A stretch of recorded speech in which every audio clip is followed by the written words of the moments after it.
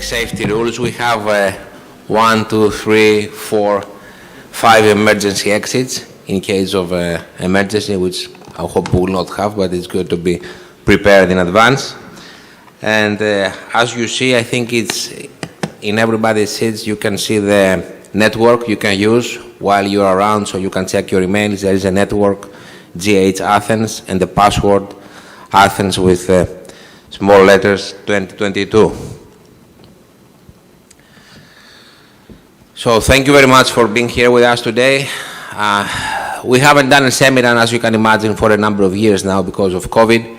I think it's good to have everybody around from the industry, and of course our people that travel from all over the world, from United States to West Europe, Mediterranean.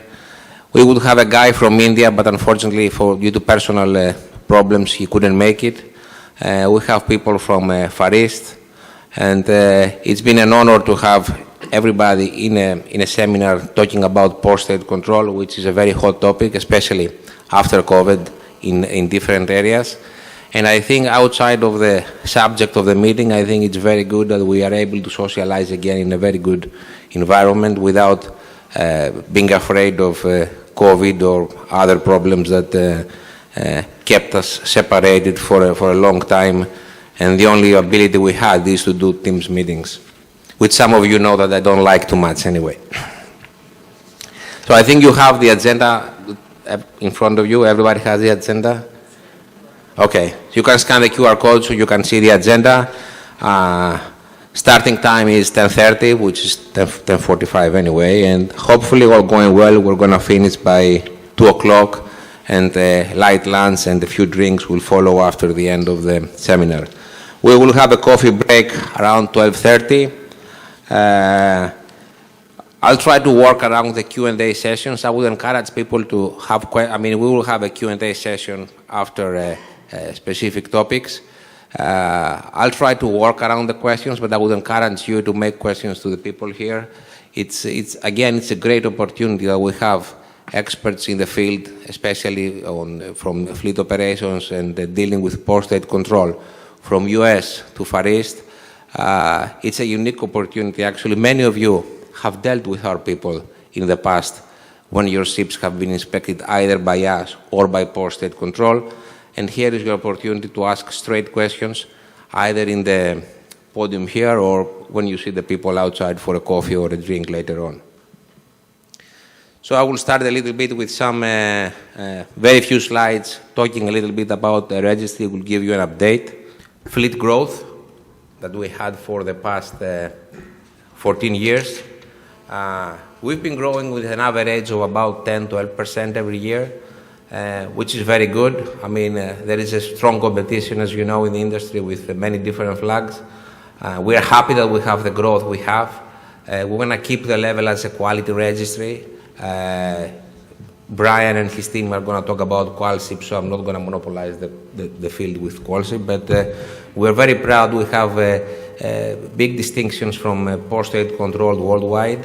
We want to keep it that way. We want to keep the quality of the service very good, so we want to have growth, but we don't want to grow for the sake of growth. This is the fleet as it stands today, very close to 5,500 ships soon. We all hope that before the end of the year we're going to reach the 200 million gross tons milestone. This is important for us since the registries, when I joined the registry, we had about 8-9 million gross tons. So having 200 million tons 22 years later, you can understand is unprecedented achievement. Bulk carriers and tankers control the large part of our fleet, but since we're moving on different fields and different eras in shipping, I have to tell you that the Marshall Islands is the largest LNG flag in the world right now. This is a local slide about the Greek shipping. I'm sure you saw the report from the Greek Shipping Cooperation Committee about a month ago, and you see that Marshall Islands and Liberia more or less dominate the Greek market in terms of tonnage and ships. Both flags control more than 50% of the Greek fleet. This is a little bit some data. I mean, they don't mean anything, but you can see that DNV controls 19%, ABS 24% of our fleet, LR 19%, NK 16%, and one of the class societies that grew a little bit faster in the past year is KR, especially because of the new buildings and ships that came from the Korean market for the past 10 years. And finally, this is the nationality of the officers that we have in the flag. No surprise, again, more than 50% is from Philippines and India. What is important for you in an operational level is that we have offices in both Mumbai and Manila, that they can produce documents, endorsements, and seaman books for the crew. And the reason to do that is to save time and money and burden for the owners. Okay, that is all by my side. I would like to, one of the things that I have to say before we move on with Simon is that we had some changes in the company in the past year, as probably some of you may have heard. The previous Chief Operating Officer, John Ramage, retired last June. So we changed a little bit the structure in the company, and Simon took over as Chief Maritime Officer, overseeing the maritime operations in the registry, and of course he's also running the office in London. And I took over as the responsibility of the commercial and business operations on a global level. So, Simon, do you want to say a few words? Me? I'm sure Theo's a fairly familiar face to you, and I'm probably not. So the idea was that I would introduce myself in my new role, and then maybe give you a little bit of context about the operations of the registry, the functions that we have, and how they deliver the service that we do.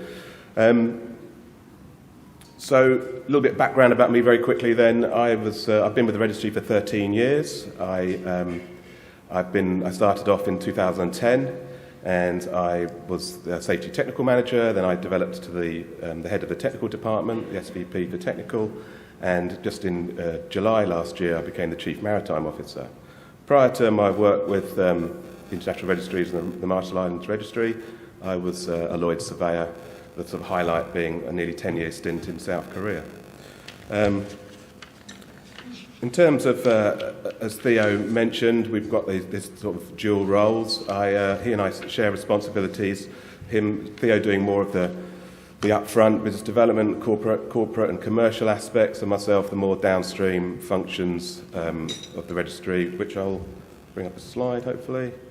So we have a group called the Maritime Services Group, MSG for short, and that consists of all the departments up there on the list there, and the photograph is our most recent meeting where we all got together in earlier this year, February.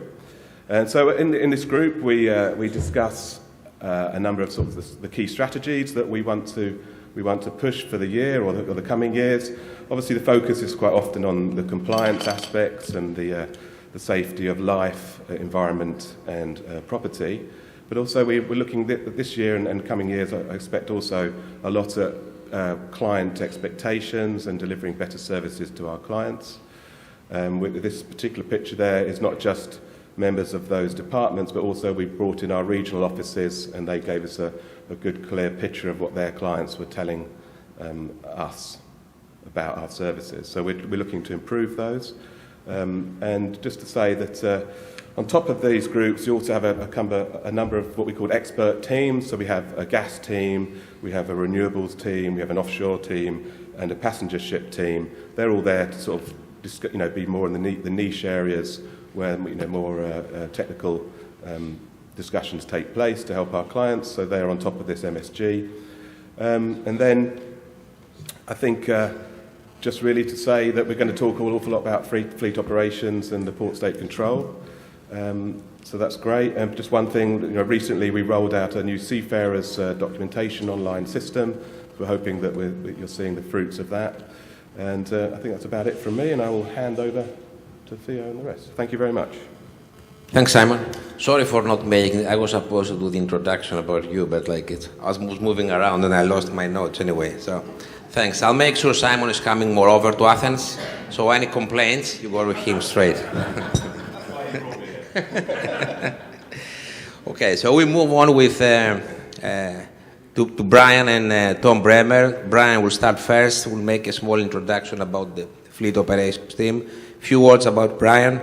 He's presently the Senior Vice President in Fleet Operations, overseeing marine security, safety, and the environmental compliance of the Marshall Islands fleet. He joined IRI about 16 years ago actually, after serving 27 years in the U.S. Coast Guard. He was chief of the investigations dealing with marine casualty, marine pollution, and environmental crimes investigated by the U.S. Coast Guard. He was also chief of strategic planning in the maritime safety, security, and again environmental protection. And he was in the team that developed the national strategy for maritime security. One of the milestones for Brian is that during Hurricane Katrina in 2005 in New Orleans, he led salvage operations, helping to salvage over 2,000 ships. So, Brian, the floor is yours.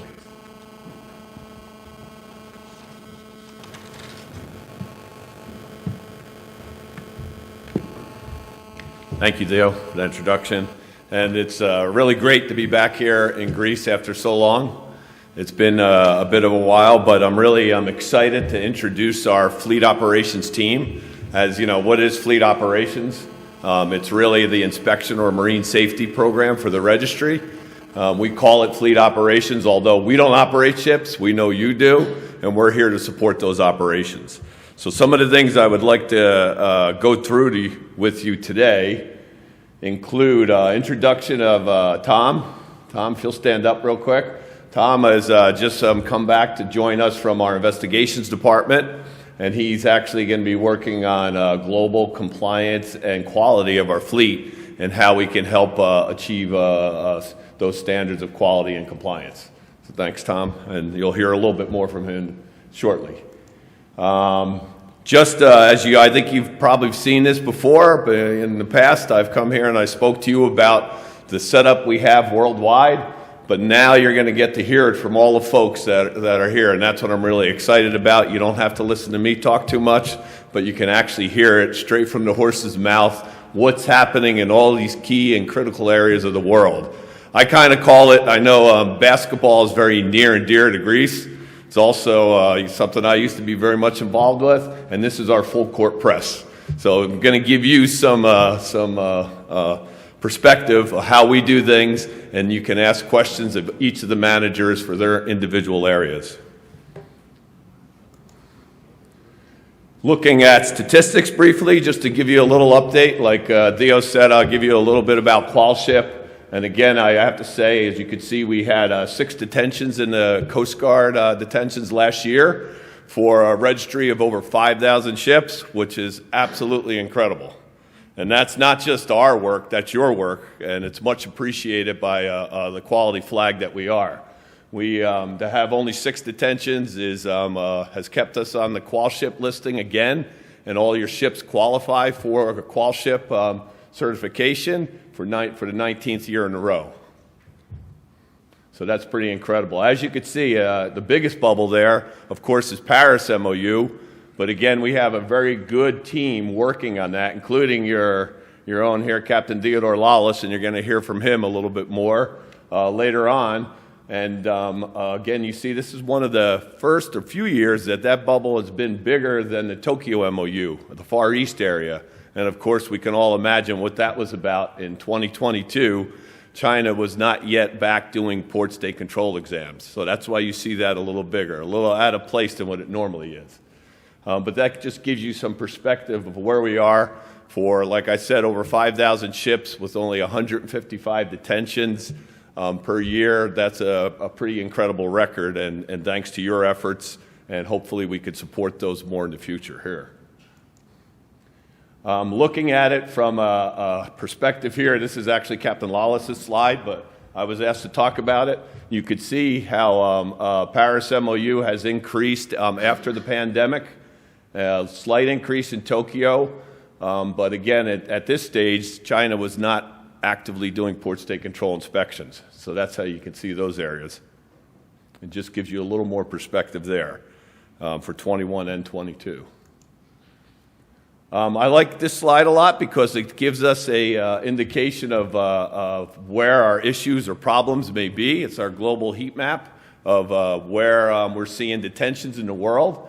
A lot of these areas, such as you could see the USA there, we've been able to drive that risk down, and you see it's a lighter color.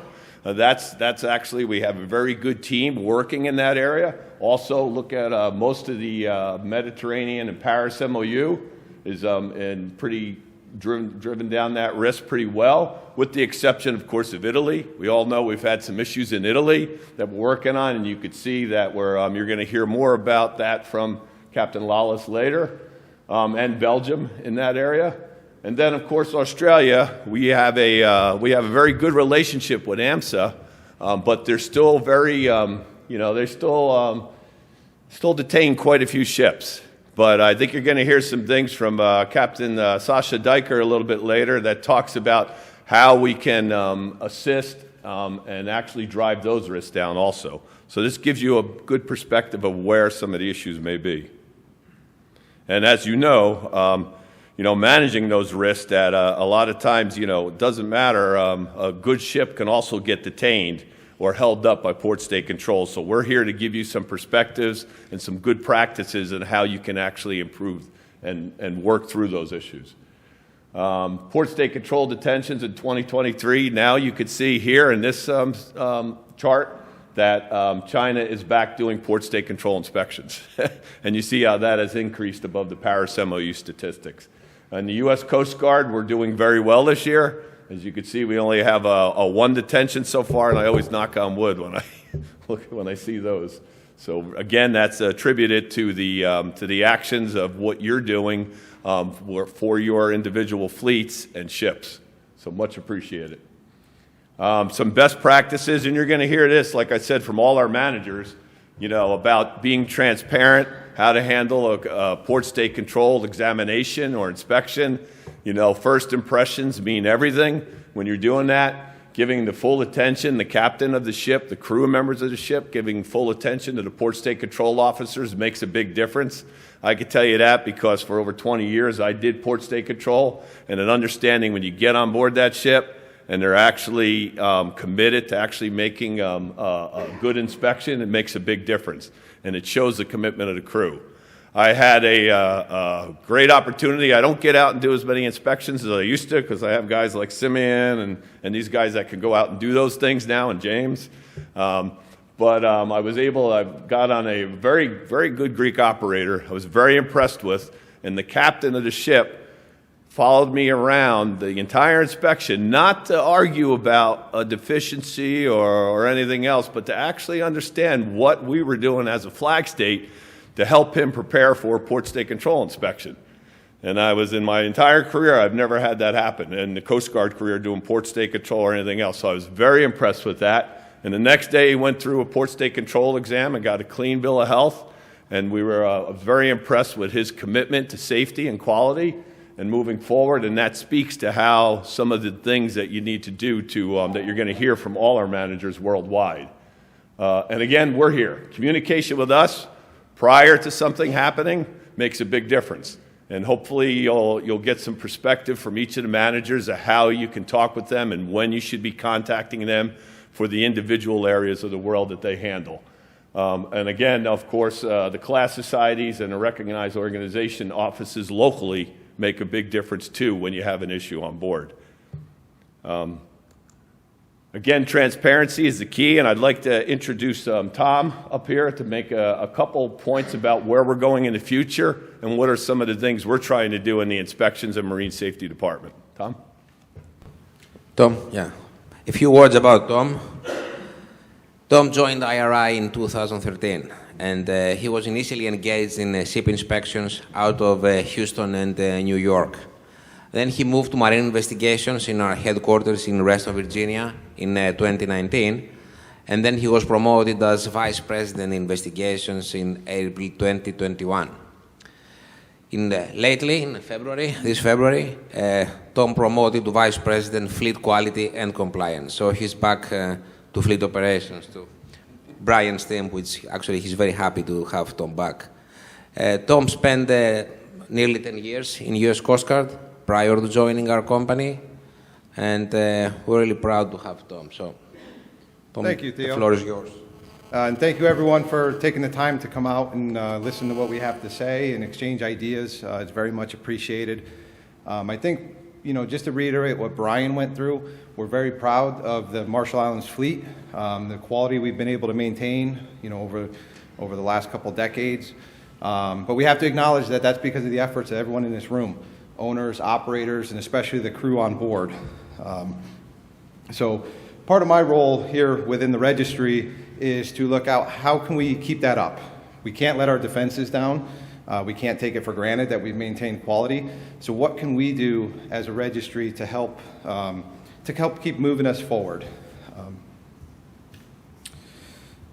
To do that, we're looking at implementing some initiatives to help influence safety culture on board. How can we positively affect that? One of those is personalized service. Not every ship, not every owner, not every operator needs the same assistance from the flag. So what can we do to help you out?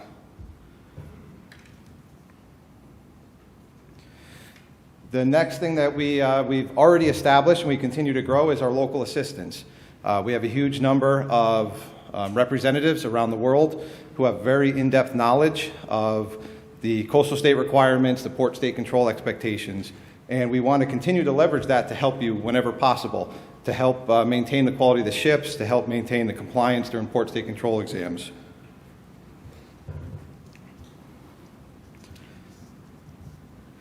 And then the last thing just to touch on is that the port state control expectations, the regulatory framework continues to change. So as we move forward, we need to continue to collaborate to affect this, to keep our quality up. So I invite anybody to provide suggestions, things that we can do to help you out, ideas on how we can work together to achieve that common goal. As I said, we're very proud of maintaining a quality fleet through your efforts and our collaboration. So please feel free to reach out to us and with any ideas you have, because we're more than happy to help work together to achieve the goals. Thank you. Thank you, Tom. Before we move to the actual topic of today's seminar, which is like port-state control data, environment, and inspections and detentions in different regions, do you have any questions for either myself or Simon or Brian or Tom before we move on to the actual topic on how we operate, the fleet operations, maritime services group, anything you want to ask before we move on? Nothing, okay. So I guess the keys for our fleet ops, like a port-state control team and everything, is like transparency, right? Open communication and dialogue with all third parties, flag state, port-state control, everybody. And I guess competency. I think one of the things, like it's not, I don't want to ask you, is like talk to you because we've been talking with port-state control worldwide. One of the problems we have noticed, or they have told us, is the lack of resources from their side too, right? So that's something that we have to take under consideration. Yes, and I think a lot of it is dealing with these individual third parties that also report and send things to port state control. So that's very important. I think a lot of us, as far as being in the shipping business, we strive to be in a very good relationship business with port state control and let them know that as a flag state and as a owner and operator of a ship operating a ship in their area, that they're here. It's a quality operation, and we strive and try to tell them that this is where the owners and operators are committed to safety and quality. And being part of our fleet, that's very well known, especially to a lot of these third-party entities around the world. So, now we have to move to talk about post-trade control in the Med Sea, Black Sea, and North Africa, which is a region that we call 2B in our administration. And I will invite a person that probably he will not need an introduction by me, but I'll say a few words anyway, for Captain Lalas. Captain Lalas joined the Registry about 15 years ago. And initially he was doing kind of different things because we had a smaller office. So he was doing technical, safety, handling ISM stuff, marketing, everything. So it was like a mixed role. He was promoted many years ago as Fleet Operations Manager, one of the Fleet Ops managers that we have worldwide. But before joining IRI, Captain Lalas had a tremendous experience in ship management. And of course, he sailed on ships, initially as a deck officer and many years as a master as well. But he has good experience on different types of ships with really serious and quality owners. So, Theodore, the floor is yours. Ευχαριστώ πάρα πολύ. Τα είπες πολύ ανεβασμένα. Πρώτα απ' όλα, καλημέρα σας. Ευχαριστούμε πάρα πολύ. Έχουμε πολλούς λόγους να σας ευχαριστήσουμε, αλλά κυρίως θα αναφέρω δύο. Πρώτον, για την υποστήριξη όλα αυτά τα χρόνια που έχουμε από εσάς και από το 2000 που ξεκινήσαμε έτσι λίγο δυνατά μέχρι τώρα έχουμε καταφέρει να είμαστε τρίτοι και βεβαίως σήμερα που αφήσατε το γραφείο να έρθετε να μας ακούσετε και όπως είπε και ο Θεόφιλος είναι ευκαιρία αυτά που συζητάμε μαζί κάθε μέρα, κύριε Βούλγαρη, κυρία Γεωργία, να τα συζητήσετε και με τους συναδέρφους μου οι οποίοι έχουν έρθει από όλο τον κόσμο. Οπότε είναι ευκαιρία να μεταφέρετε την άποψή σας χωρίς φόβο και πάθος.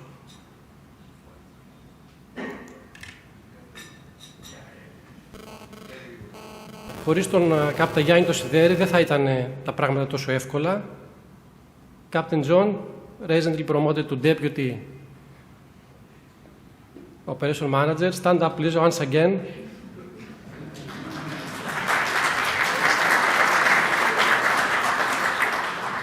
Και επίσης, likewise, since Theophilos is pushing a lot with the Greek market, and you can see in the middle,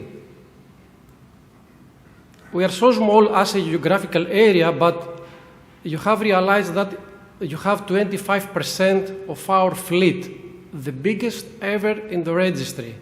Comparing to Chinese, to Japanese, to German, you have the biggest portion. So you have the biggest voice, actually. And without John, and recently one more inspector, Mr. Dimitris Roussos, joined the team, we are trying to assist you all over the world. We are trying to be the connection between you and our colleagues, starting from Far East up to West Coast, San Francisco and Long Beach. But let's move on. So, in Piraeus office, myself, John and Dimitris. We have a nice and big office as well in Istanbul, Mr. Ozgur Asik and one flag inspector. Apart from those two guys, we have 4 nautical inspectors to capture that area, starting from Istanbul, Middle, Turkey and South. And of course, many of you know Captain Belalba in Italy, that he worked for us more than 20 years. It's an exclusive inspector. We are striving to achieve the target. The target is to keep vessels moving without troubles. Let's move on to the data as we gather all these years. And personally, I cope up and I'm trying to keep up and running, to have a trend, to see what the weak points and weak areas are, to improve together with our colleagues, and of course, I should not left behind our ROs and classification societies. I saw some of colleagues here, and thanks for coming today as well.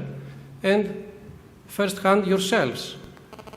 For the last few years, you can see that in terms of detention in Paris MOU, starting from 2007 up to first quarter of 2023, we have seen a significant increase of detention a little bit before COVID era and lately 2021, 2022.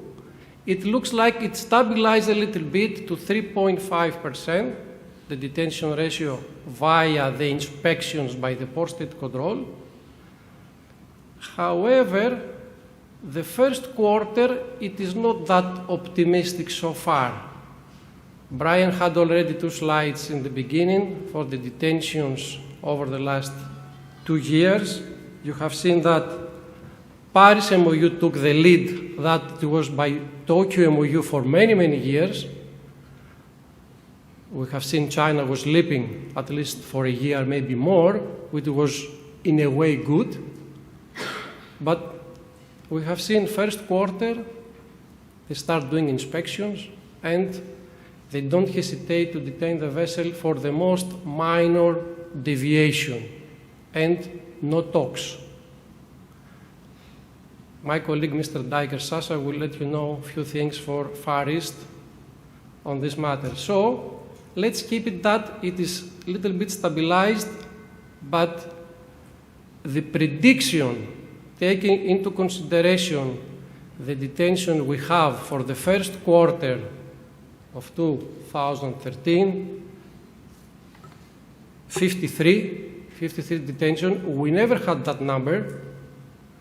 We predict that by the end of the year it could be around 200, while in 2022 we just had 155. It's not so bad.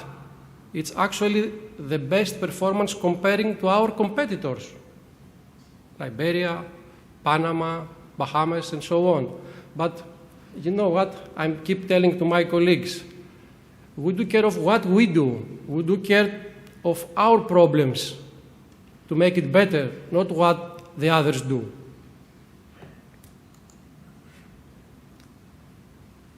In detail, for Paris MOU detention 2021, 22, and first quarter, you have seen an increase as well from 52 to 69, and first quarter, 17 detention. You can see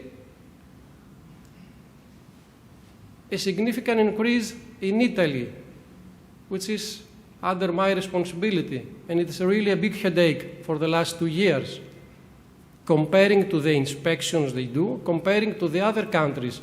Actually, we all know Middle Europe, Belgium, Netherlands, Germany, UK, especially Belgium, over the years was the most hot area, the hot country with the Port-State Control. We have seen now the Italian Port-State Control took the lead and they keep going with this increase. Thanks God, so far in Belgium, for instance, this year for the first quarter, we have 0 detentions. Of course, it's good. But even, and I will show you later on, despite the notification, in Italy, we had almost 4 detentions so far. It is worth to mention as well UK, Spain, Netherlands, and France. 8, just 1 detention in 2022. At the bottom, detention ratio for the previous years. You can see it from 0.9, 1.6, 2% in 2020, and suddenly in 2021, 3.4. I'm sure you have an idea of what went wrong. Suddenly the Marshall Island flag or the Marshall Island vessels become bad. It's not the case. And I'm looking forward to listen to you at the end of the session. The Italian Port-State Control, since we have seen that something is wrong there. for the seminar, I said, okay, let's go back and see what's happening. Starting from 2018, we have no headaches. Even at that time, 2018, I went to Italy and I spent time with Captain Belalba to see the posted control, to show our face, to discuss with them what's going on, who we are at the end of the day. We are an open registry. Italian flag is a national flag, like the Greek flag, like the Cypriot flag. So you can see they are all that up to 2020, there was no significant findings. We have no headaches. And in 2021, 9 detention, 18. But you point it there because people cannot see what you point. Just point it there. Ah, okay. Yeah. I make a test in the beginning, and what I saw there, it was there. Sorry about that. So, you can see the significant increase. So it was actually, if you see the numbers, every year we have double detentions. I discussed with my principals, with Brian, and said, okay, we have to do something about it. And we went again to Italy in December. We saw some of the guys, we saw the Admiral, we have a nice discussion. We saw some good feedback, but it's not only that. In any case, our biggest headache was in Venice and Ravenna, and for the first quarter, 4 vessels, you can see, bulk carriers, container, again Bulgarian, and we had one general cargo. It's an ongoing battle for sure. Any question? Even we have a session, but do not hesitate. If you have something comes in your mind because of a slide, for instance, this slide number 24, or keep it in your note and let us know. What Italians, according to our data, we analyze the inspections, we get feedback from you, which is very important, because sometimes the posted control does not rely on, does not talk to us as we wish. So your feedback, it is a value for us, and it's a good to have in first hand, not only for the Italian posted control. I'm getting information from you all for all inspections, detentions worldwide. And I'm asking you sometimes for pictures to discuss with my colleagues, with our nautical inspectors. So fire flaps, fire safety actually. Fire safety is #1 detainable category ever. And it keeps steady. We have the data. I need 1 day long to analyze for you. But fire safety, life-saving appliances, safety navigation, keep the top category. So fire flaps, doors, firefighting equipment, quick closing valve, even the first attempt that might be not operate, we have cases the posted control does not hesitate to detain the vessel. Crew competence. You came across several times, lifeboat and fire drill performance.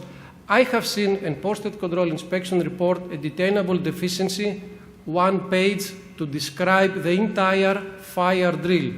What the crew did, what the chief made, what the mess boy, and it was in the description of the detainable deficiency. It is very hard, I can say it's no way, it's impossible to appeal such deficiencies, because I'm getting many calls from you all. Once things go bad, and once the vessel got detained, the next question is, okay, how we can appeal this? Do we have chances? Such descriptions, such deficiencies, it is impossible to appeal.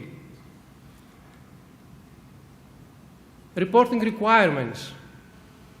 Posted control officers require Prior notification, this is for Italian port state control only, for existing defects from flag, class documentation of any defect which has been already reported to us. Already we have a dispensation in hand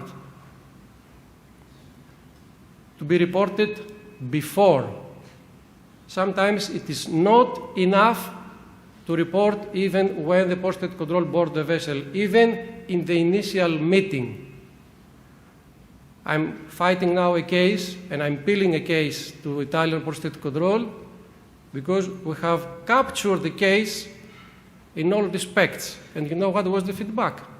Mr. Flag, you did mention in your dispensation letter, notify the authorities. Mr. Kamitsis, Mr. Prosilias is telling you, report to the port state control office, to the authorities before arrival.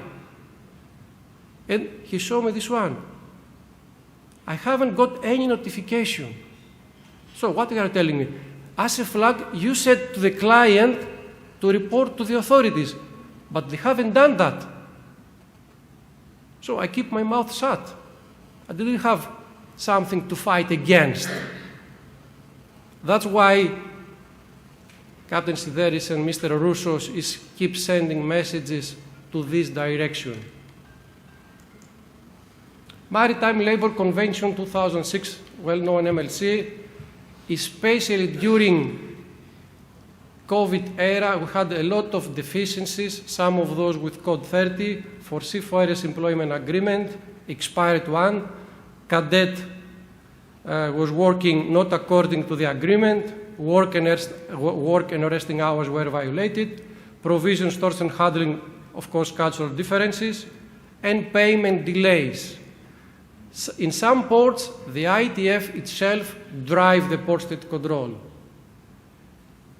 We're getting messages, the oiler, the cook, the mess boy, giving a small note like this one to the port state control in their pocket, and it's not difficult for them to investigate further, and we have cases with payment delays after all.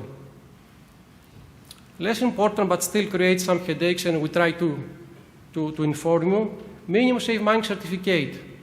Although we have a different opinion from the Italian port state control, we did not manage to convince them. After all, we make small changes to our minimum safe manning in order to accommodate their needs. To my big surprise, just a week ago, I learned also the Greek flag did the same thing. Of course, Liberia and other flags, in order to accommodate what the Italians need. It doesn't mean that we agree, but in order to provide the service, in order to avoid delays to your vessel and to yourselves, we change slightly the minimum safe mining certificate. And of course, various manual stability booklet they like to see on behalf of the Republic of the Marshall Islands. Not approved, it's not enough for them. We fight as well, but instead of getting these guys to our shoes, we have to go to their shoes, to get into their shoes.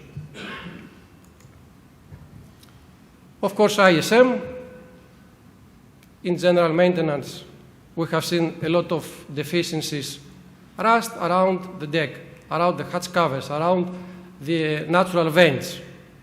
In some cases, even at the end of the day, we have a case where a number of deficiencies contribute to ISM Code 30. So, highlight once again transparency and reporting requirements. If you don't know to whom to report, our phone is up and running 24/7. Call us, call the agent, do not rely on the agent reporting.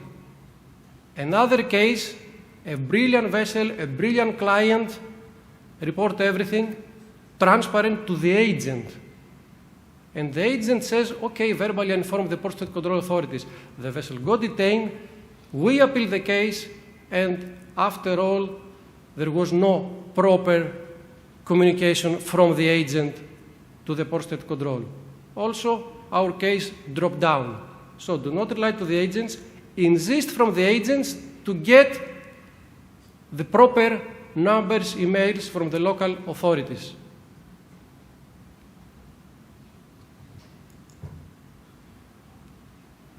What we are trying to do, activities, actions taken from ourselves. Consecutive visit to Rome headquarters, myself, Brian and Captain Belalba, we went there on December. We went to Rome headquarters. We have a good discussion, like I said before, with Admiral and his team. We spent more than 2 hours. We give them a good presentation. They told us their views. We went to Venice, we went to Ravenna, Trieste, Naples, Salerno, Taranto, and Brindisi. We split it in 2 different periods, December and February. What we have been told, of course, about notification, but we did try, we didn't go there to beg not detain our vessel. Of course, if the vessel is in substandard condition and deserves to be detained, also you know very well that we detain our vessels in certain cases. They told us that lately they have implemented an inspection to priority 2 vessels, which means if you have a Paris MOU a month, 2, 3, 4 months ago to any place in Europe, Italians has started implementing inspections despite the previous one.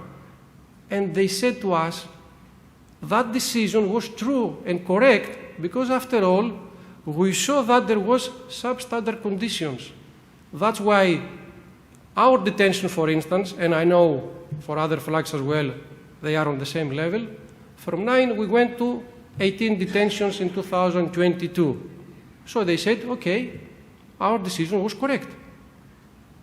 Despite the inspection in, I don't know, Constanza or Kalilimenes or whatever, we board the vessel and we found a bunch of detainable deficiencies. So we will continue. And if you ask me, is anyone to prevent this? No. Each country, despite the Paris MOU guidelines, they can do this. How it goes about the time? You still have like 7-8 minutes. Only? Come on. So we continue to build trust with the posted control officers, not only with the admirals, but we are trying to see the posted controls on the field. What else we did? We increased also our network in Italy. We used to have only Captain Belalba, but now we have another 3 inspectors to cover North, Middle, and South Italy. So altogether we have 4 nautical inspectors. We monitor the vessels. Captain Sideris and Mr. Roussos and a lady we have in the office, twice per day, we monitor through the LRIT and AIS where you go, where your vessels go. From Gibraltar, inside, west, east, and from Suez Canal, west. If you see that the vessel goes to Italy, you are getting these nice messages, but sometimes this is not enough. You need to be proactive yourselves. So in first quarter, we sent this notification, 232 vessels received posted control preparation. Despite that, we have 4 detention, you remember. Ensure also all our nautical inspectors are aware of what are those findings issued by the posted control in Italy. We review the deficiencies. We focus also and we notify the inspectors. John, when we did have the nautical inspector seminar here in November 2002, we collect all nautical inspectors we have in our area, about 22 guys, and actually we discuss these matters. Our consultants. Advise operators of prudent action before calling to Italian ports. Successful action taken so far as we discuss, since we discuss internally with our seafarers department. They insisted very much to tell you, our seafarers, to change the minimum safe manning, but we managed to convince them, and finally we adapt these needs. We review the procedures on the various matters. If tomorrow you have the class on board the vessel to any of your vessel, please let them check these manuals. Loading, stability, and so on. It's a piece of stamp. Mr. Dimitropoulos, you don't have to charge them, please. And reporting procedure for incidents and accidents for defects.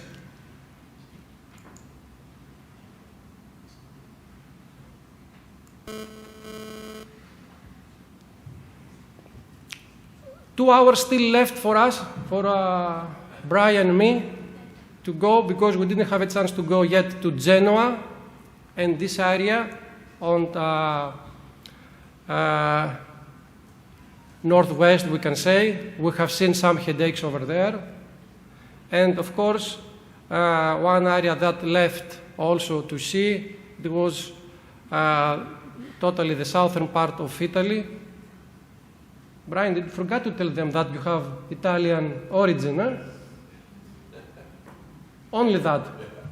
But we haven't seen an influence to the port-state control so far. It takes time. How much time you need? So, we need to expedite. Okay, point taking. In the next seminar, we have to show to them the numbers drop down, if the numbers still go up. So, as we discussed, ensuring our nautical inspectors are aware of this, we communicate as well with the rest of the colleagues we have. It's not only our area. Like Brian did mention, for vessels calling in the US, we have the well-established program for having the QCBs and so on. We increase also the QCBs in Italy, and we insist and we are trying also to communicate internally and see which vessels have, in brackets, weak areas. We have the watch list. I have told you about it many, many times. We monitor a lot of stuff, and of course, we are trying to manage the risk, to minimize the risk through a risk assessment.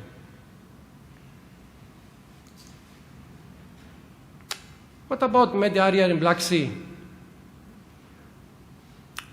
Honestly speaking, it's not a headache for us as a registry. It might be slightly for you, but what is the reason I'm telling you this?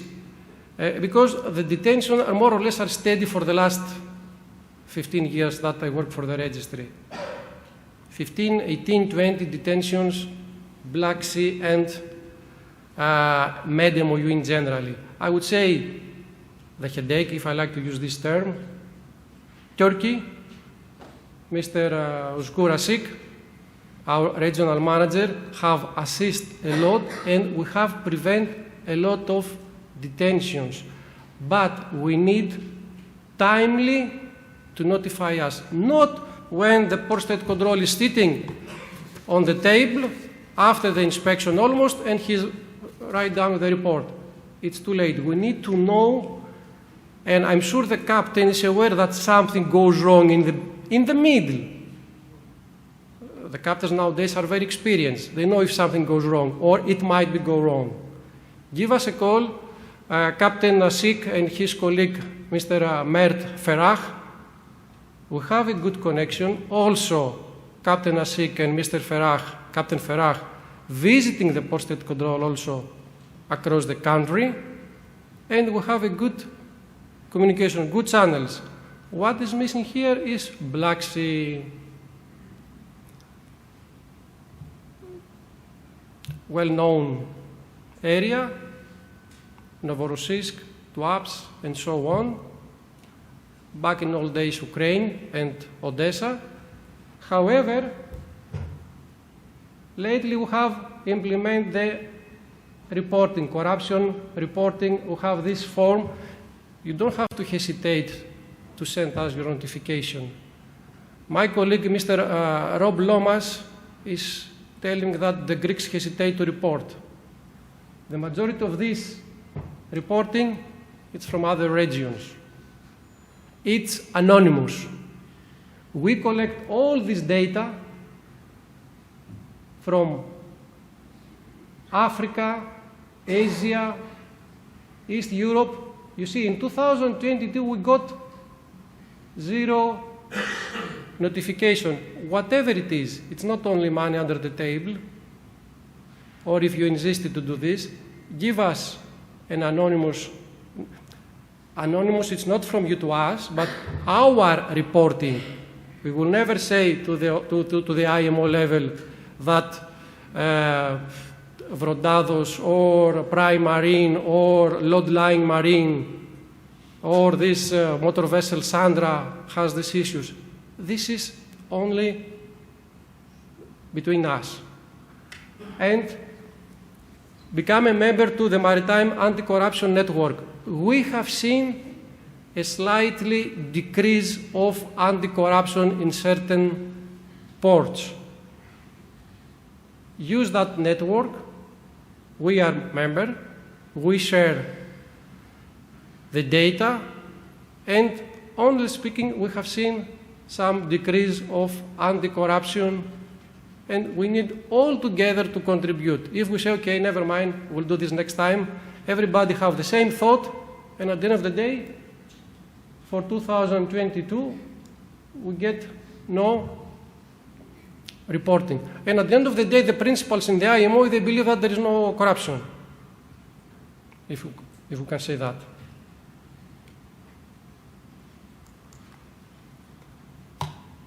Mr. Van Tiel and Mr. Gerald, please. Theodore, so I think we have to change a little bit the table here. So, Brian, Simon, and Tom, if you can. Questions? You after after Chris.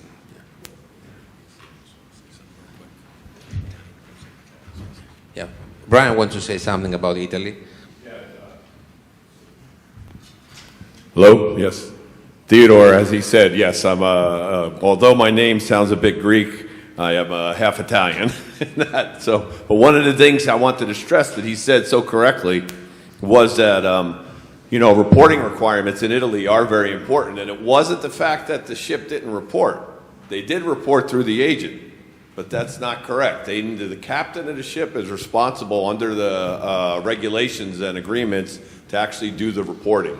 So it was that level of detail that they expected, and they detained the ship because the captain did not do that. So that was a very important thing to go over. It's similar to when you're going through a port state control inspection and you have a superintendent or something on board. If that superintendent is taking control of a drill, say you're doing a drill, and they're telling the crew what to do and everything else, the port state control officer is going to say, hey, no, that's not correct. We want the captain, we want the crew to be able to do that. So that was a level of detail that the Italian Port State Control was getting into, and Theodore and I are committed to building those relationships over there over time to let them know not only that we're committed, but our owners and operators are committed to doing things correctly and that we're a quality flag. So I just wanted to mention that. Thanks. Thanks, Brian. Appreciate the comment. We're going to have a... Sorry.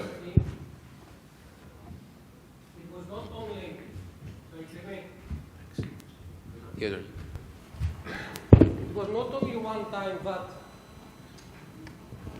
the Admiral and the team told us about notification. It was not only one case.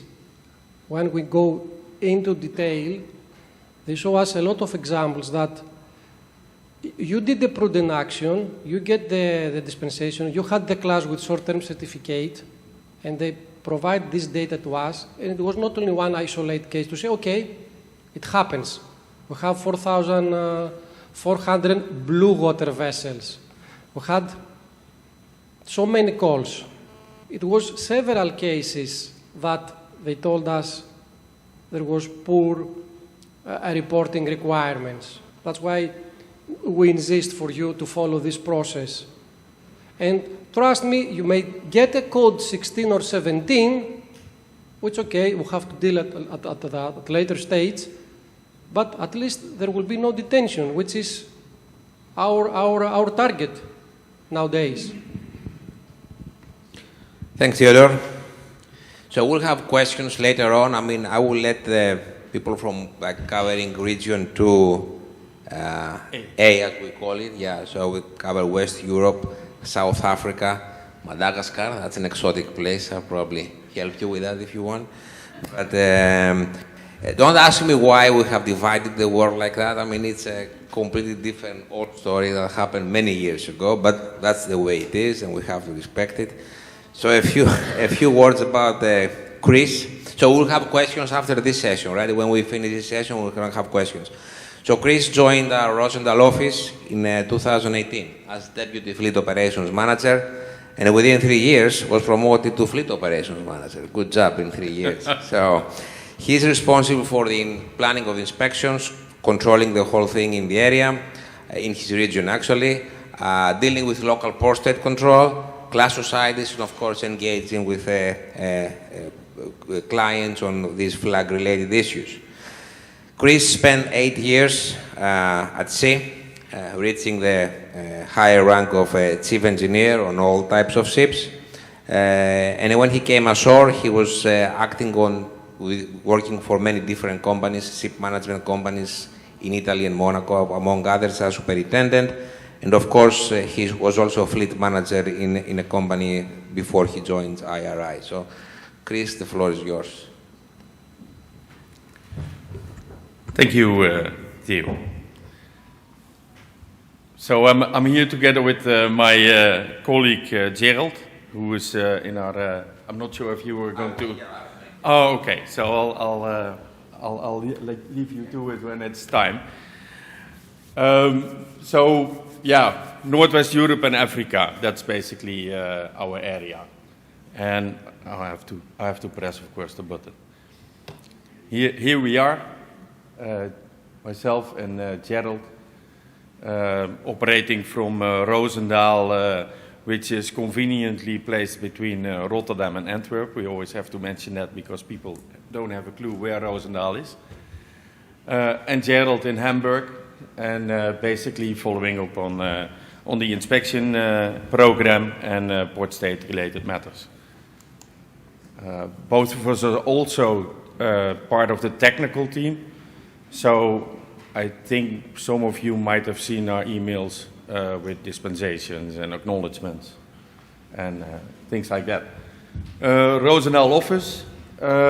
We have 3 inspectors in our Roosendaal office, of which one is located in France. He's based in Nantes, and he's following inspections from there. But also, his name is Pierre-Jean Persson. But also he's a technical handler, and I'm sure some of you have seen his name on a piece of email. And then we have a Hamburg office with Gerald and Corinna, also both technical handlers and fleet ops. We're also planning, because of the heavy inspection load in our area, to bring in another inspector this year. Because we still do a lot of inspections also with third-party inspectors. Good. These are the figures that you've already seen. But I've put this on my slide just to emphasize on the focus areas. So when you look at the Paris MOU data, which you all can do on the Paris MOU website, you can drill down to each port, to each regime, to each flag, so you can see all the figures there. And when you look at the detentions of Marshall Island vessels, then out of the 69 detentions, almost half were in Belgium and Italy. Luckily, most in Italy, so Theodore can handle. But the 11 in Belgium are also significant. And unfortunately, Theodore stole my thunder a little bit, because this year we have not received one detention in Belgium. So that doesn't mean there's none coming, but it is a very positive sign, I think, at the moment. That didn't keep me from putting some focus areas in other slides on Belgium, because they are still a very strict port state regime. What we found out of these 69 detentions, that 3/4 are bulk carriers. So that is the focus area on ship type. And then we see that the general age of detained vessel is 13 years of age. So we decided that basically our focus should be on bulk carriers over 10 years. And when we are not inspecting our vessels via a normal inspection regime, we try to target bulk carriers over 10 years in the ARA area, the Antwerp, Rotterdam, Amsterdam area. So this is just a global slide to show you that not only in Paris MOU, but worldwide there's a focus on bulk carriers. I think I don't have to tell you why this is. I think bulk carriers are, of course, the type of vessels that are mostly physical. There's a physical demand to the ships. Crew competence. I'm not saying it's lower, but I think we all know that there is a difference between tanker competence and bulk carrier competence. And I think that shows in the figures. We included a slide on this year, and again we see an enormous difference in ship type. Then on the focus points in Paris MOU, as I said, you can go to the Paris MOU website and you can drill down in the database and you find the same areas of focus that you see here. When you really have a look and you can actually select on the area of deficiencies, and you will find that let's say the biggest area is fire safety, as Theodore also mentioned, and this is worldwide. But the other areas, especially in Paris MOU, are MLC and certificates and documentation, which I find very unfortunate, because I don't think that a piece of paper makes a ship substandard. So I think that is, pardon my French, I think that is bullshit to write that on a port state report. For the rest, we have the same focus, or the port state has the same focus areas, I think, everywhere. So when you look at contracts,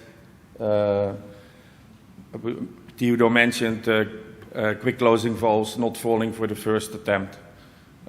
We see that the same everywhere. Fire dampers. During our own inspections, I think 7 out of 10 inspections now we find faulty ballast vent hands.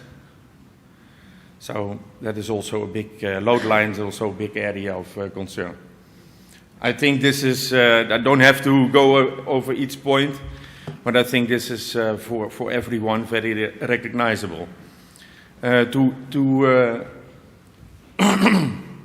To improve our relationship with Port State, we do annual visits. So we visit the major port states. So that's Belgium. Last year we had a meeting with them, especially with the 11 detentions. That was very necessary. And in our talks, basically, they told us that most of their detentions are not based on the priority system in Paris MOU, but following external factors, and they mean external complaints. So complaints by crew members, pilots, stevedores, you name it, basically. We found out that still most crew members use ITF. They complain to the pilot, they complain to the stevedores, instead of using the complaint procedure. Very unfortunate, but that's something that I think it's difficult to deal with. But it is very unfortunate that these kind of complaints, they lead eventually to a detention. And unfortunately, we're always too late in trying to prevent it. And again, I repeat Theodore's words.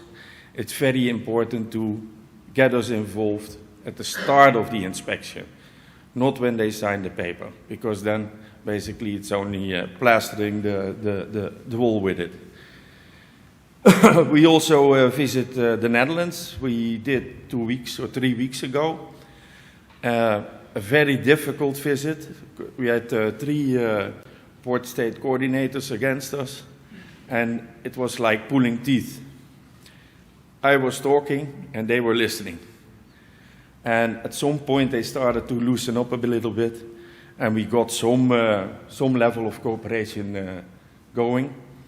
And actually afterwards it was very successful, because the meeting was on Tuesday, and Thursday they called me. They say, okay, we have 2 port state officers on board the vessel. They want to detain the vessel. But as a coordinator, I don't see the reasons for detention. Can you do something? So we did detain the vessel under flag state, based on the port state findings. But they actually stepped back and let us do the work. And we sent our inspector on board the next day. We asked the RO to follow up on the rectification, and basically Port State left us to do the job. So it works, at least with the Dutch Port State. Then we have a good relationship with the MCA in the UK. We try to visit them each year, but of course the COVID years have made it quite difficult. We're planning to see them this year. And then Gerald, of course, he will talk about it a little bit later, but he has a good relationship with the German port state.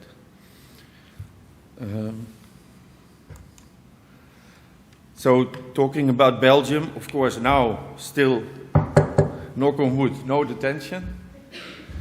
But these are the common things I'm sure you have seen. Firefighting suits. It is, it's very frustrating. All of these suits most of the time have a nice SOLAS indication, and we all think, oh, suits are perfect to wear and to use. But then they have this text saying not fit for fire entry. So Port State thinks they are only for boundary cooling, and you cannot go into the accommodation with those suits. So they say, and this is the nasty part, they ask the captain to organize a drill.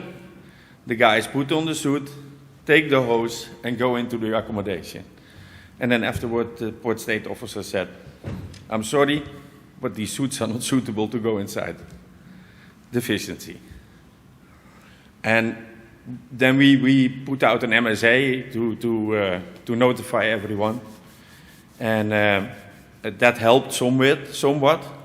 But then the Port State Belgium started to use this MSA, saying to the ship's crew, see, you need these kind of suits. So we took the MSA back, and end of last year, we reissued it with a different text, not quoting any standard anymore. But basically, it is still a big issue. So I think most of the suits are good, but you need to really take care of the limitations. When the suits say not for fire entry, you have to put in your SOLAS training manual that they're not for fire entry. And you need to make sure that the crew knows, so they're not rushing inside with this suit on. The other items I think are quite clear. What we also had a lot of problems with is the extension of renewal surveys. I'm not sure if any of you had any issues with this, but we do authorize extensions of renewal surveys, but then the Belgian government always falls and trips over the way it is documented by class. In their minds, doing the maximum extent in order to extend the survey is different than what we think is the maximum extent. So there's always a big discussion about it. So when you have any questions of other issues in Belgium, then feel free to talk to me about it. But yeah, here is the most common items. We try to inform you also proactively, but then we need to know that the vessel is coming to Belgium. And as I said, please include us when you expect problems in any of the Northwest European ports or African ports. I think on Theodore Lalas' slide on corruption, you saw that there is 50 cases in West Africa, and we get involved. I'm not saying that we can solve it for you, but we can at least give you our opinion about the deficiencies that have been issued. So at least you have a paper saying, okay, but the flag thinks it's like this. And then I want to introduce my colleague, Gerald. Thank you, Chris. Gerald. Gerald Annuss joined the company in 2014 as safety and technical manager, doing a little bit of both in Hamburg, doing inspections and work on technical matters as well. And quite recently this year, he was promoted as a deputy fleet operations manager. Gerald spent some good years at ship management as well, at HSQE, as DPA, company security officer, doing internal audits as well. And then he went back to sea again, sailing as nautical and chief officer. And then he's back ashore again. So he holds a master's diploma, and last but not least, he has a good 20 years of experience as an instructor and trainer in the maritime field. So, Gerald, the floor is yours. Thank you very much. Yeah, good afternoon, or good morning, still a few minutes. I just want to focus a little bit on the German port-state regime, and of course this is most probably a very unique one, because in Germany, and you most probably have faced it already, we have not only the port-state, but we also have the water police. And the German water police is independent of port-state and is only taking care for MARPOL issues. The problem with the water police in Germany is the same officers who were inspecting your vessels for MARPOL items are in the morning most probably working as a normal police officer on the street, regulating the traffic there. And in the afternoon they are jumping on board of your vessel with a very specific training on MARPOL items they have to check. They are not necessarily experienced with seafaring vessels at all. Sometimes they are not even have ever joined a vessel sailing. So they are really specifically trained on MARPOL items. And that is what they do. They go with their checklist on board.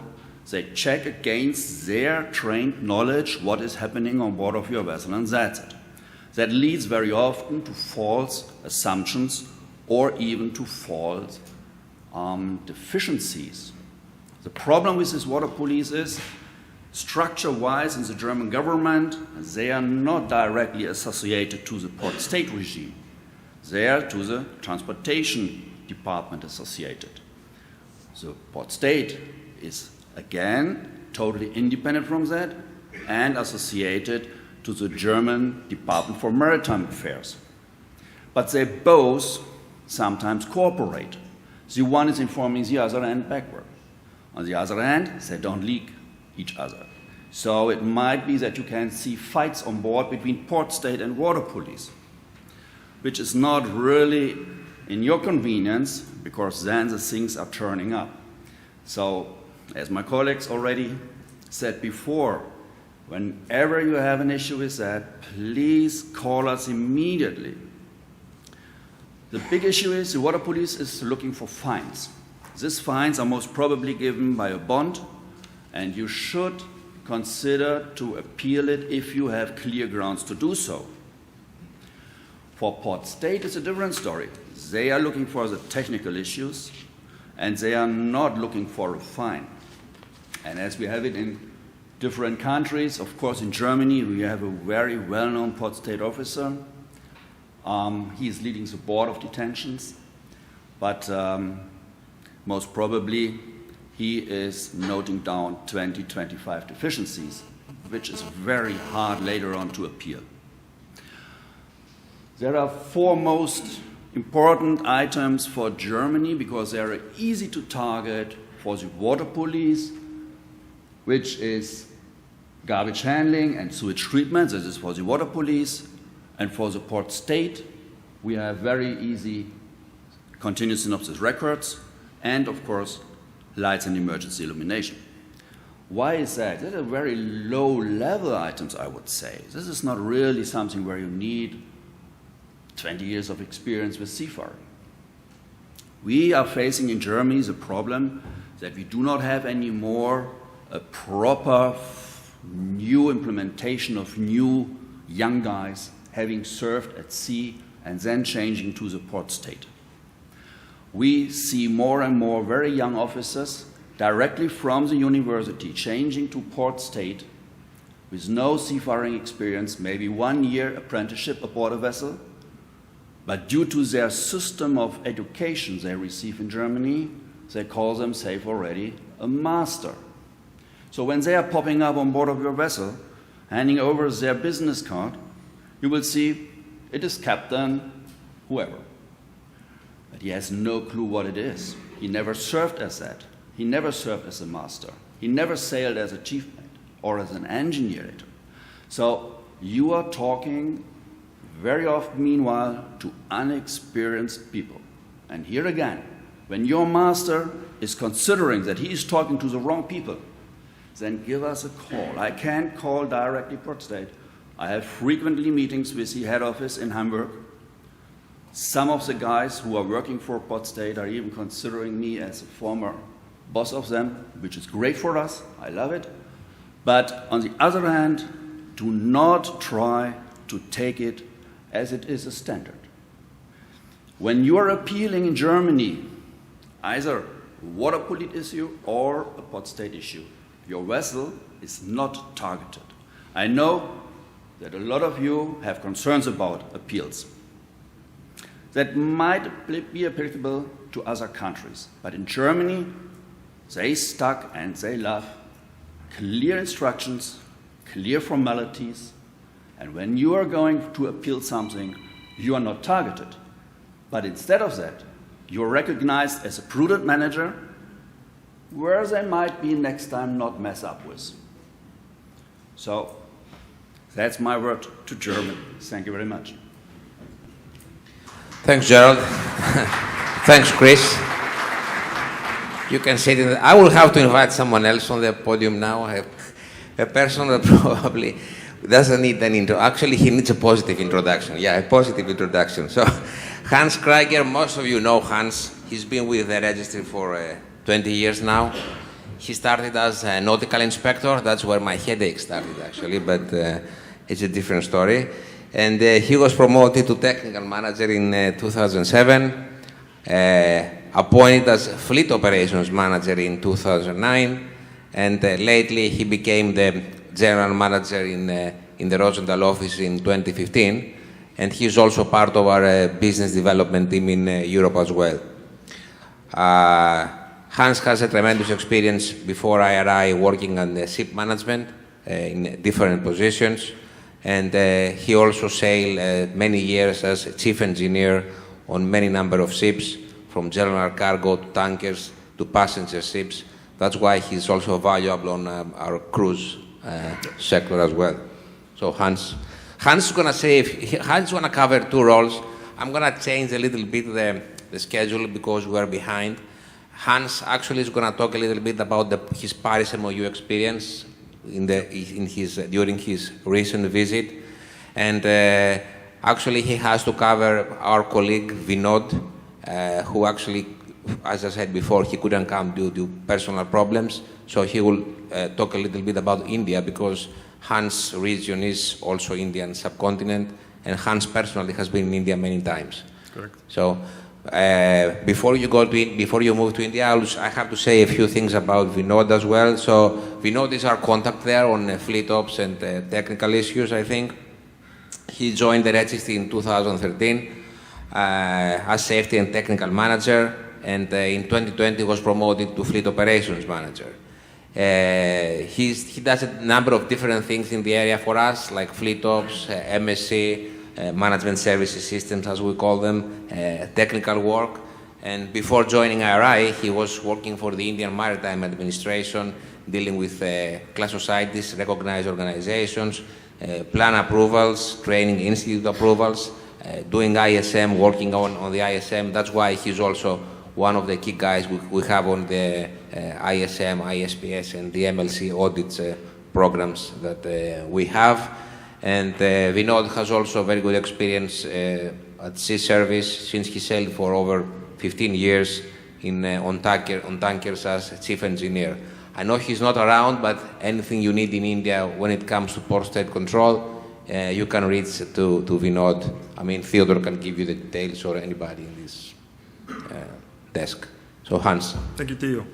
I think we highlight already on the fact that relationships are very important. You see our effort that we put on the street actually to go and see the port state control in Italy.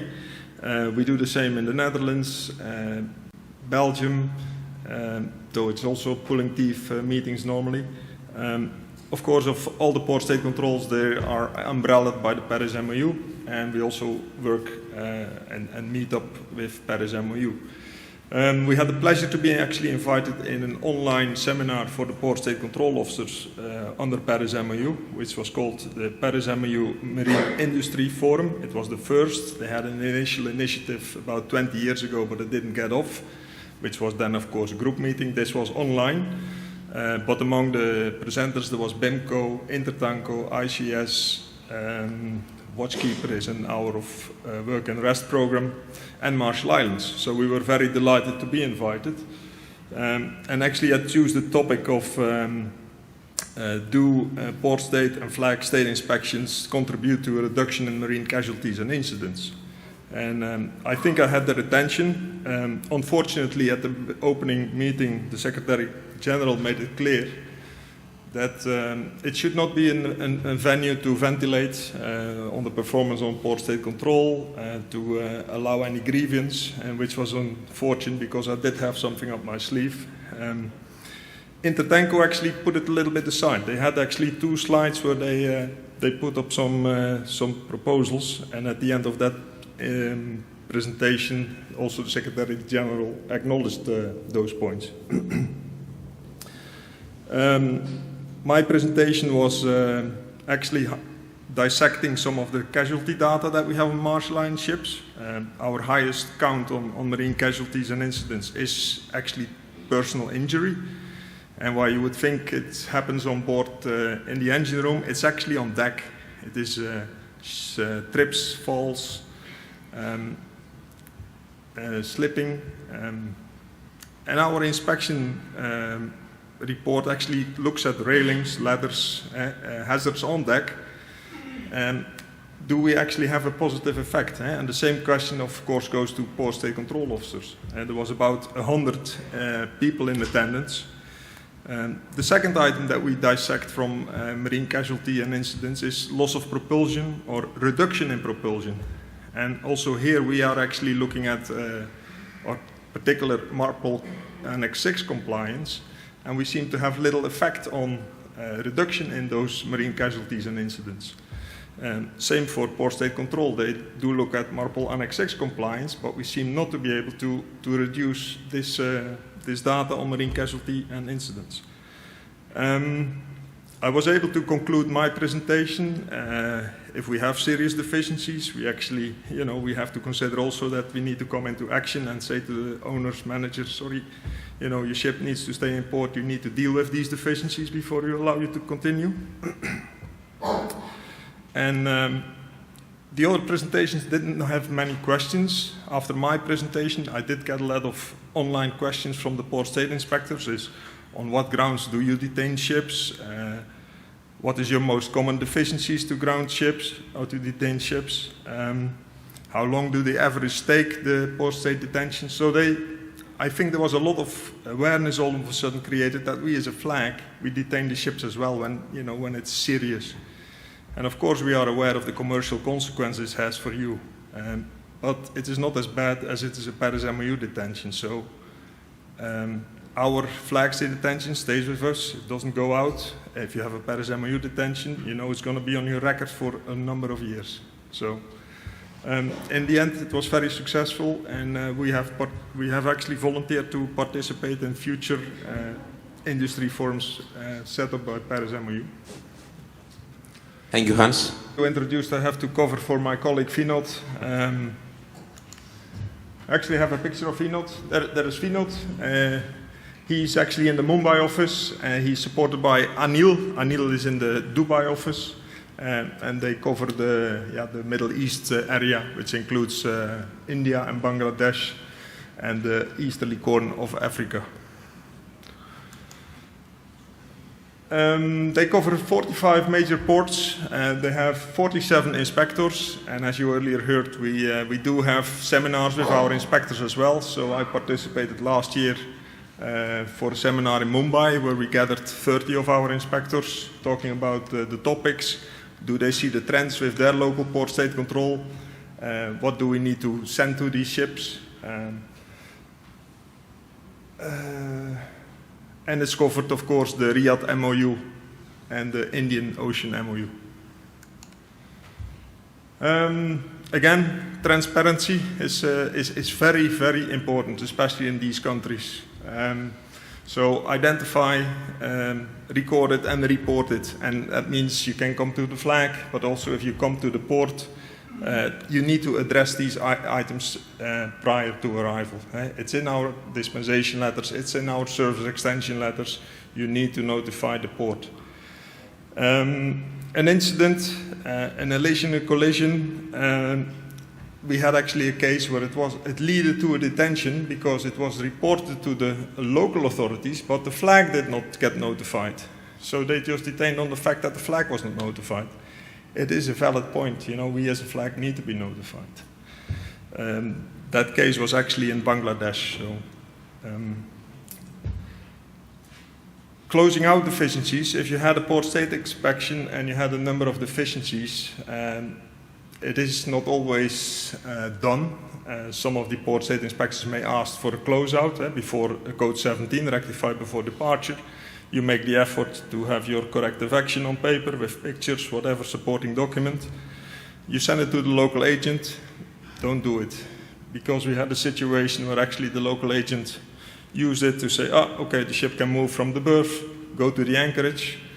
And in this case, Port State Control wanted to reattend, and they had to go out on a tugboat, which costs quite a bit of dollars.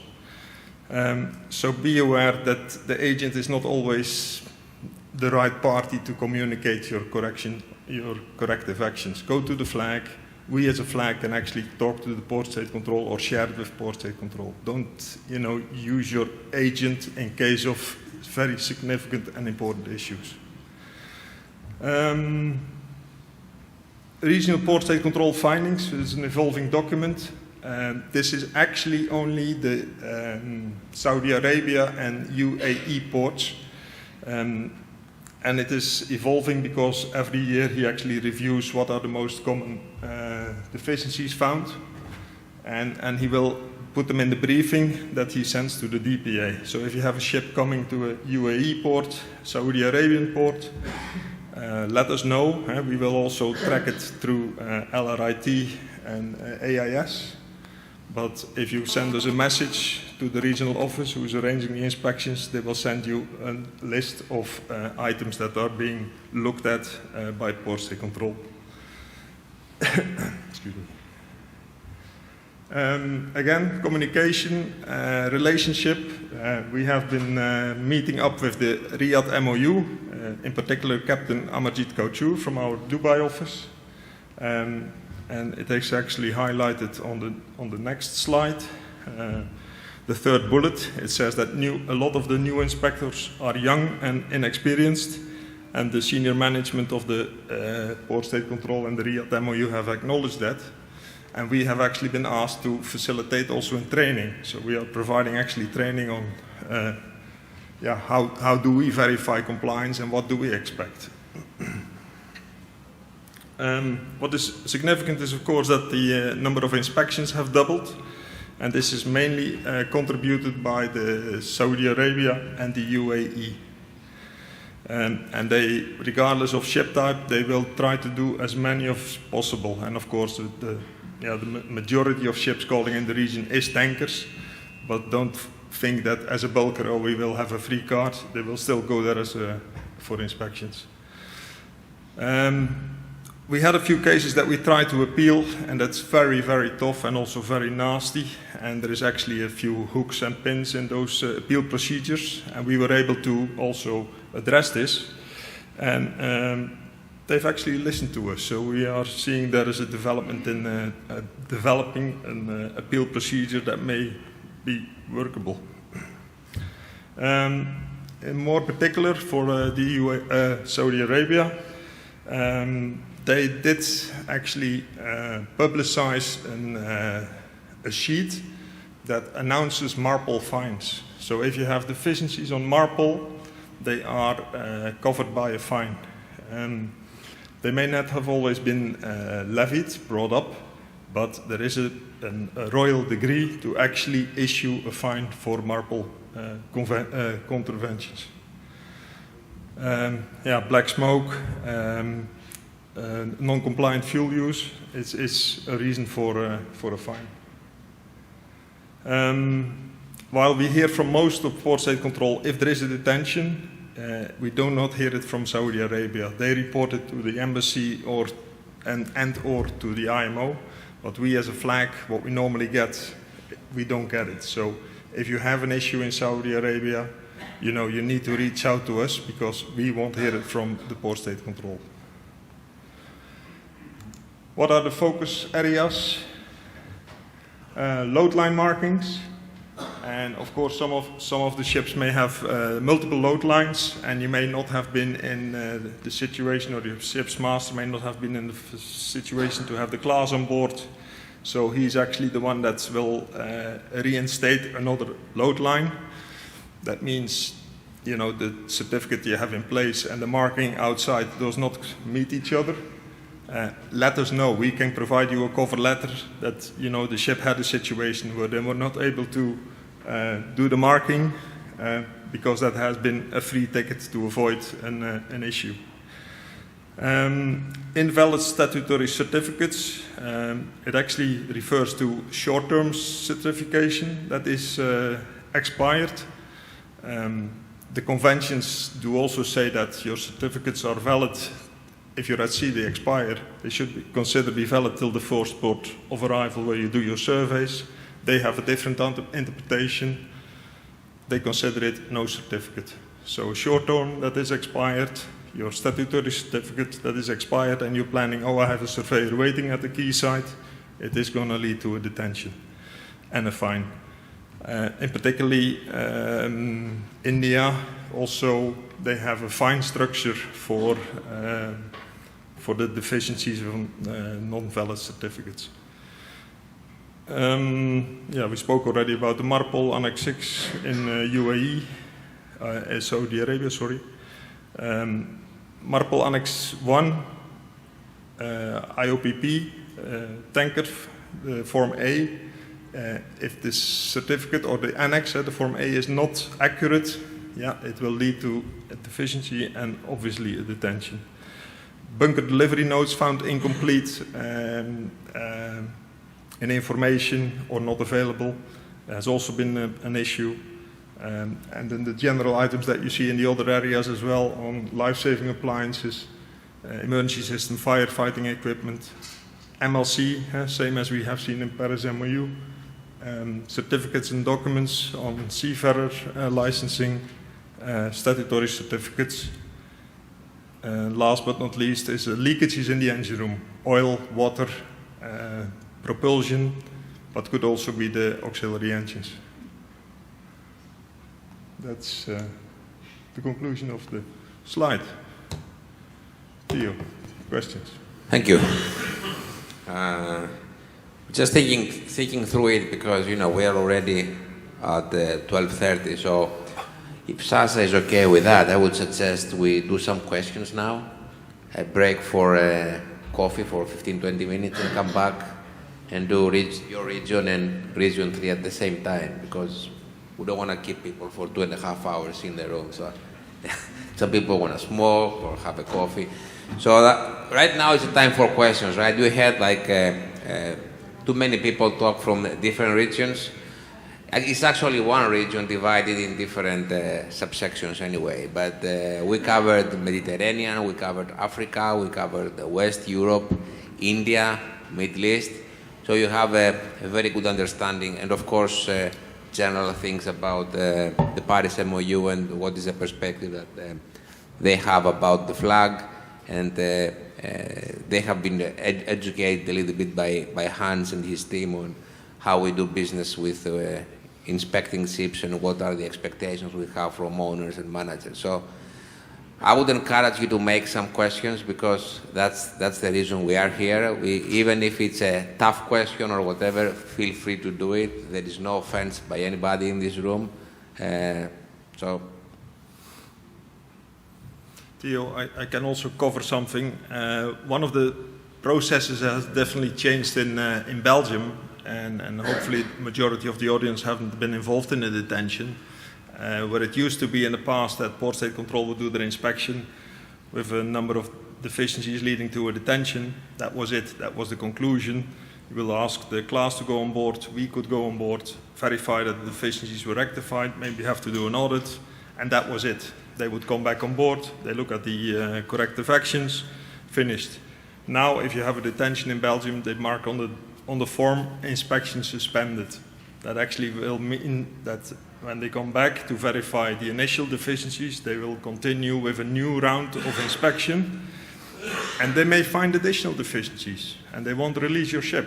And we've seen cases where they've been on board 3 or 4 times. So this is also putting a lot of burden actually on the local RO and class officers, because they simply don't have the people to do all this re-attendances. Yeah, it's a good point. Really good point. Sure.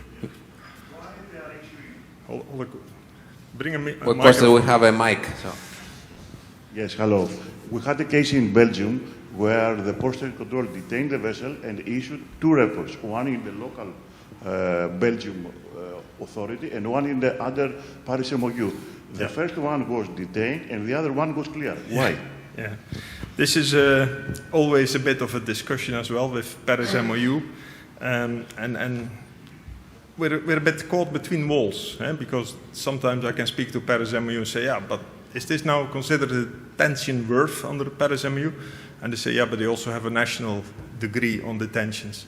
So this is where, if it's not worth to be detained under the Paris MOU, or they say, oh, we do it under national. So this is exactly answering actually the situation you have encountered. It's not a ground for detention under Paris MOU, but under national. Paris MOU may be a bit more lenient on extension of seafarer contracts when you're near 11 months. Belgium just says, no, we don't do it. Answer the question? Can I maybe add to that? So nowadays when you get an inspection in Paris MOU, you often receive 2 reports. And one is for the European Commission, and one is for Paris MOU. And under the European Commission, they actually check for your, do you use extreme low sulfur diesel oil alongside, so they take tests. They look for your IHM report, your IHM certificate, or statement of compliance. And when they find something wrong there, then you might also be detained under the European Commission rule. So those are also different things you have to consider. But we have not seen a lot of detentions under the European Commission. Correct. But you will receive 2 reports, and basically they're done in one inspection, but they look at different stuff. Thanks. So this is happening on other areas too, or just Belgium? Or we don't know? Other areas as well. Other areas as well. All areas, Europe? Yeah, EU, yeah. Yeah, sometimes I think they use national detentions also for the accidental damages. So when we now actually are dealing with a case in Gibraltar, where bitumen carrier sailed out of Gibraltar and went into a collision with a bunker barge. They have a hull puncture, and basically the vessel was, after the collision was inspected by Port State, and they issued the Paris MOU report, but with an accidental damage. And that means that they do not detain the vessel under Paris MOU, but then they issue a national detention in order to keep the vessel there until it's repaired. So it's actually helpful. And we have also, I think we have appealed reports in the past where they, not successful I think, but where they actually fail to use this accidental damage. So these are common procedures in place in order to treat, for instance, accidental damages and detain vessels on a national account. Chris, you want to say something on the Paris MOU appeals and some of the countries not? Yes. Paris MOU appeal procedures you can find on the website are all very clear.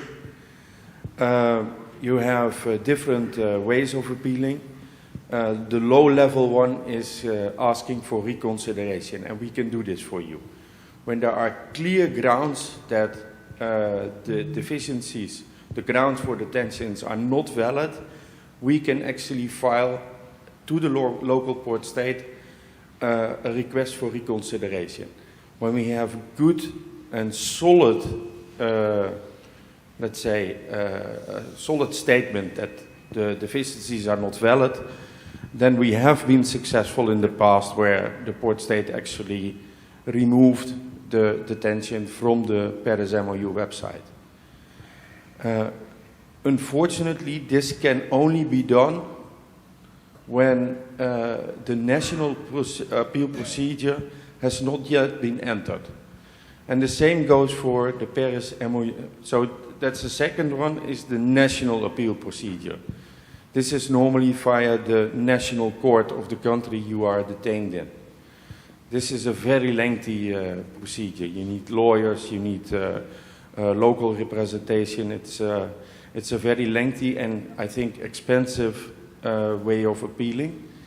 And then you have the third possibility, and that is the Paris MOU Review Board. So when you have a strong case, and again here the importance is that there's no national appeal running, then you can actually bring your case to the Paris MOU Review Board.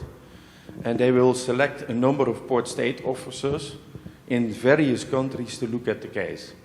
And then they will issue what is an advice to the detaining country. So it is an advice. And then even some member states in Paris MOU, due to national law, cannot even take the advice. So this is basically, for some countries, it's a good way of appealing. It's a low-cost one. But some of the port states, I think we know for sure for Belgium and Poland, they cannot follow the advice of the Paris MOU Review Board. But it is an option. And it is important, you cannot go to the Paris MOU, or the Paris MOU Detention Review Panel will not review your case as long as it's under a national appeal.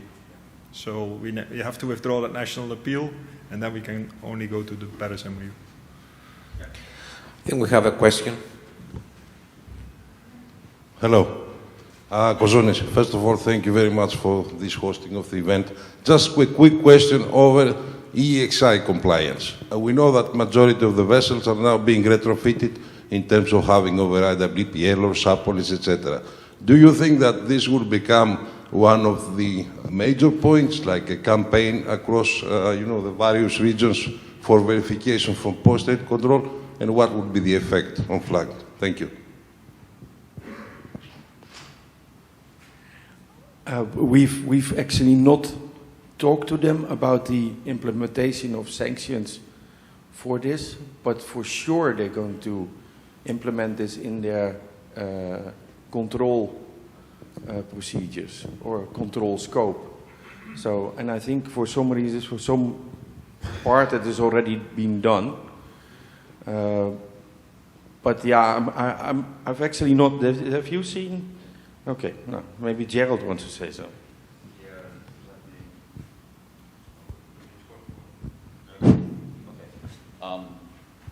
Yeah, let me add to that. From German port state, we know that they are looking to that in the moment already. They're looking for compliance, but they are not going in the moment to detain the vessels. They are just noting that down and giving you a specific time frame for rectifying that and getting class on that. Because most of the issues with the certification process is not by the ship owner, but by the classification societies who are delayed in reviewing the paper job on that. This is considered, at least by the German port state, not a failure of the manager, not a failure of the vessel to comply with, and that is the outcome of the port state regime. Then they say just go to class in a certain time frame and get it rectified. I think what we've seen with IHM, that they have a period of grace in which they actually will notify you that there is an issue, but they're not going to sanction it or write it down. So there is, I think we are now in that grace period. But there's also a lot of operators that have decoupled their AIPP in order to comply as soon as they have the renewal. So I think it's going to come for sure. We have a question, but before Kostis, give me a minute. I mean, Brian, or I know Sasha, we don't have it like Asia or US yet, but this particular question, you think that you want to add anything or like nothing? Okay. Yeah, Brian. Thanks, Theo. Yes, just as the same for Tokyo MOU, I can reiterate what Chris said. They will be looking at it in the future, but there isn't any specific guidance right now. Just to let you know, also as the Marshall Islands is a member of the Tokyo MOU, and like Hans has developed that relationship in their area and port state control with the Paris MOU, we also sit on the board of the Tokyo MOU as a member state and work on those requirements. So when additional information comes out like that, we will get it out to you so you're informed ahead of time before those requirements come into effect. Thanks. Thanks, Brian. Kostis.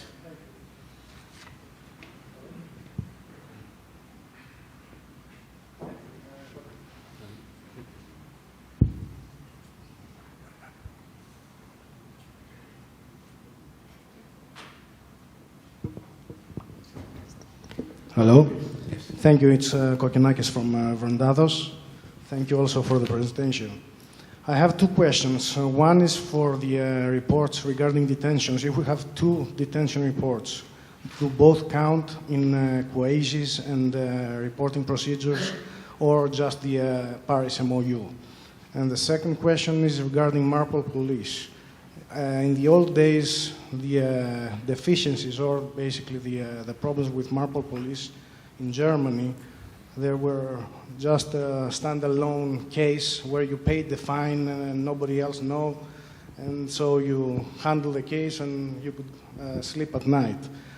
Is this still the case, or has anything changed and now we are left with a report in quases from Marpol Police and the charters know about and everybody knows about? You want to answer the second part? Of course. Yes, thank you for the question. Regarding the water police, it is still left with the water police, as long it is, I would say, a minor issue. If it is a recording issue with the oil record book, or if it is a difference between some figures in the logbooks, that's fine. If you have an oil spill overboard, then of course this triggers for sure port state, and they are looking more in detail in also other issues related to this incident or accident, whatever it is. And then it might trigger as well a port state detention. But in general, you can say whatever water police is noting down might end up in a fine, and that's the case, and finish story. That's all. Thanks. What about the first part? I'm not sure if I understand correctly. You were detained and you received 2 reports which... Yes, if you have 2 detentions, one from national port state and the other that is reported to the Paris MOU. Basically, Belgium. only the Paris MOU will pop up on the database. So the national, that it's probably kept for national purposes, but not for. You will never find it anywhere. So. Can you just have one detention from national and not from port state, or it automatically goes to the port state as well? I think when you have a Paris MOU detention, it will simultaneously be a national detention, but because they inform all the stakeholders, they inform the terminals, the tugboat operators, the agents, in order to keep you there. So it's part of their procedure to keep you there. But when they have a national detention, this is not going to port state, to Paris MOU. So basically you will not find it in the database. When you do find it in the database, then you need to either contact us and we climb in the tree, but otherwise you can also contact them yourself. That's not a problem. Thank you. One thing, Kostas, also to correlate that you might have 2 detention on different MOUs. For instance, you might see the same vessel to be reported in Tokyo MOU and Indian MOU. This is why, because, for instance, West Australian ports reports to Tokyo MOU the detention, and at the same time to Indian MOU. So that particular vessel has 2 entries. Same applies to Black Sea, for instance, because Romania, Bulgaria, and so on, they are part of Paris MOU and Black Sea MOU. So, one case in 2 different MOUs. Gerald. Theo, one item more also, sorry, going on national detentions and Paris MOU. So again, caught between the walls. There is an incident, you maybe collided in the lock or with a tugboat. There is an incident, they will ask for port state control to go on board. They come with the Paris MOU paperwork, and it's actually a national detention. You will find the national detention on the Paris MOU paperwork. You know, also the captain should actually ask, say, is this a national detention? It's a preventive action, actually. But if there is doubt, please call us, because we will look into the paperwork and sort it out, hopefully. Thank you. Yeah, Hans, I think there is another thing to make it much more complicated if you want to have it. We lately had a case where we were informed by the manager that port state is going to detain the vessel. I questioned that directly at the head office in Hamburg for port state Germany. And due to the facts which were presented by the manager and about the written report, a preliminary written report, before they entered that in the database, they could turn it around, and it was not even a national detention, it was just for their own records. It's so-called preventive detention. It is nowhere written, actually. It is not nationally recorded, it is not even recorded in Paris MO, but this can happen when you immediately involve us. We have maybe good grounds to talk about the issue, and then we can even stop during the inspection a detention process. Once they have put it in their system, so when they have printed out the report, then these things are done. Then it is going directly into the database because they are working online, and then this option is not anymore available. But when you do it in time, then there might be a possibility. But of course, again, only when you have very clear grounds and only very few items. If you're coming back with a list of 20 deficiencies, forget about it. That's not working out. Thanks, Gerald. We have any more? Okay, we'll have one more question.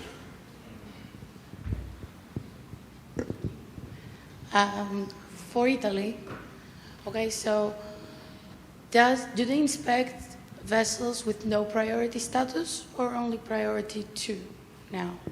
We have been told about priority 2, Only. but we have seen that they are changing their mind. So it means that you have to be alerted in any case and well prepared.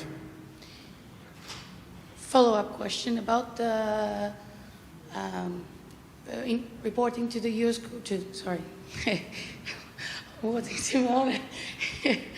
about reporting to the port state control any prior issues. So if we have any conditions of class or short-term certificates, we have to send them an email, even if we're not going to be inspected, just like we do for the US Coast Guard. Yes, please be transparent. Okay.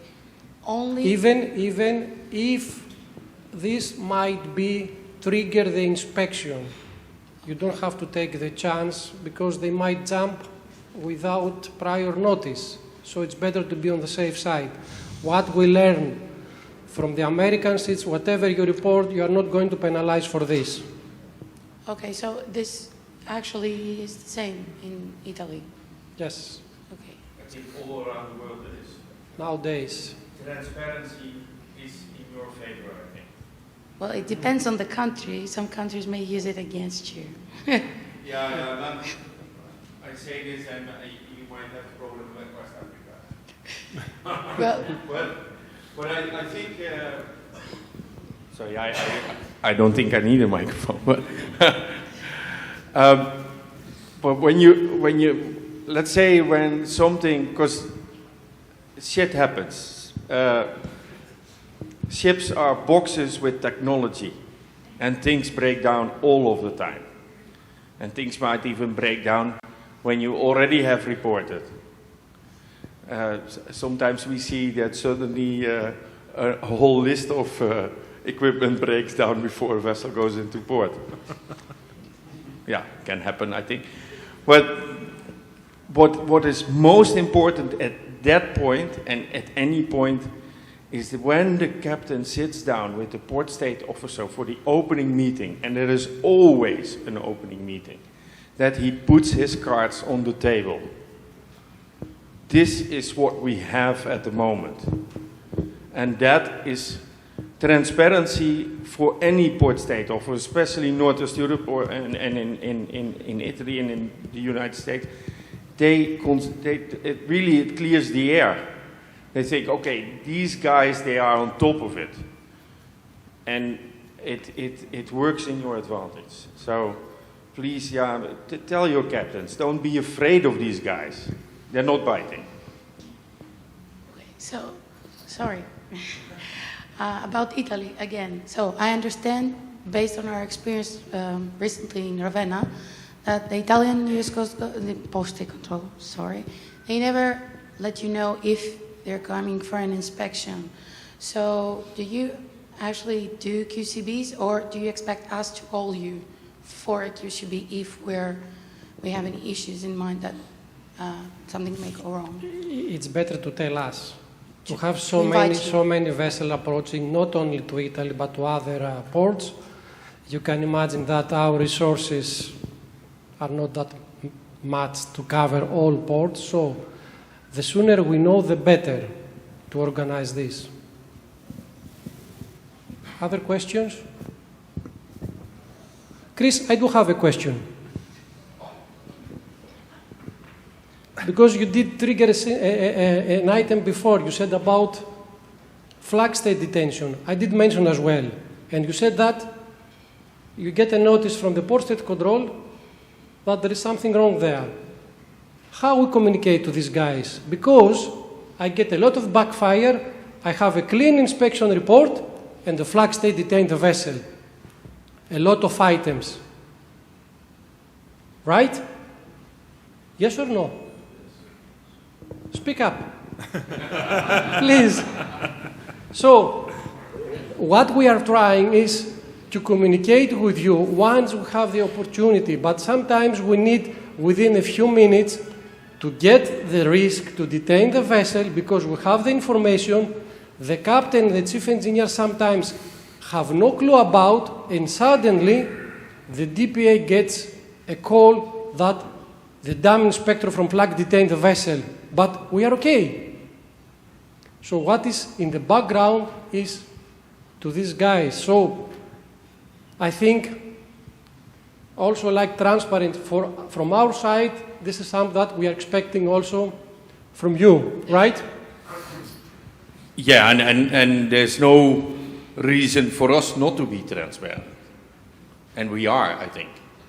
And when something like this happens, feel free to call me as well, instead of Theodore always. But basically, this particular case that I'm talking about, the coordinator of Port State, Dutch Port State, called us because basically they have trusted the decision of detention to their Port State officers. So the Port State officers can work on their own and detain a vessel. And the guy said, okay, I don't agree with them. Can you do something to take the heat off? And we did this. And I immediately also took a call to the DPA, who was a Chinese operator. Very difficult to talk to, unfortunately. So I sent an email, which was perfectly understood. But we really explained why we were doing this, and they were very happy that we did so, because we take the numbers out of Paris MOU. And it helps. But it is not a one-stop solution. So don't come to me when you have a Port State officer on board with who has found 30 deficiencies, and you give me a call and say, Chris, please detain my vessel. In most cases, this won't work. What you can do, because we now do also QCBs, I think, around the world even, when we have availability. So feel free to invite us, and basis availability we will come. It costs some money, of course, but we will come, and we will try to work, cooperate with Port State or work simultaneously, and try to get the control action on our side. And it will keep us out of the books, us and yourself.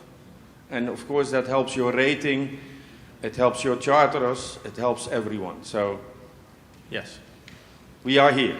Thanks. It's a good point, Theodore, because that's happening on many areas anyway. So it's a very good point to focus.